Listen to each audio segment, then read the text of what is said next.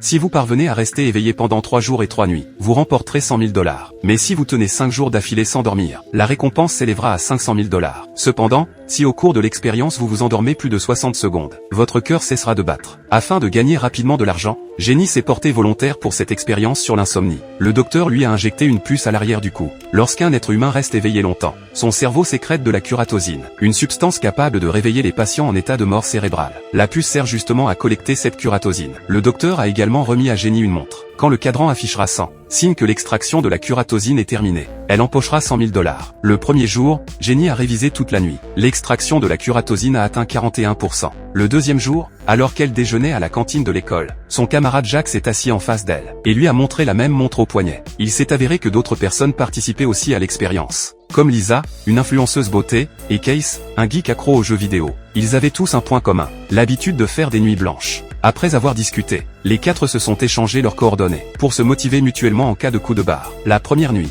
Jenny a fait le ménage jusqu'à l'aube, Jacques a fait la fête toute la nuit, Case a joué aux jeux vidéo sans relâche, et Lisa a lancé un live streaming nocturne. Le troisième jour, à la fin des cours, la curatosine de chacun avait atteint 100. Ils se sont donc rendus ensemble au laboratoire, pour recevoir leurs 100 000 $. Lisa a dépensé cet argent en soins esthétiques pour être plus belle. Jacques s'est offert la montre de ses rêves. Case a amélioré son équipement de gaming. Et Jenny a acheté un fauteuil de massage pour sa grand-mère, et un nouveau téléphone pour sa petite sœur. Ils ont vite dilapidé tout l'argent, et sont retournés au laboratoire. Cette fois, le défi consistait à rester éveillé 5 jours, pour une récompense de 500 000 $. Les 3 premiers jours se sont plutôt bien passés. Mais le 4e jour, des choses étranges ont commencé. Pendant le cours d'anatomie, Jenny a cru voir le cadavre bouger. Lisa avait constamment l'impression d'être suivie, et Jacques a eu des hallucinations auditives en jouant au basket. Après les cours, les 4, tels des zombies, ont discuté d'un plan, et réalisé que la curatosine augmentait beaucoup moins vite que lors de la première expérience. C'était bien plus difficile. Seul Jacques avait un taux de curatosine plus élevé que les autres. Peut-être que faire du sport stimulait l'extraction de curatosine?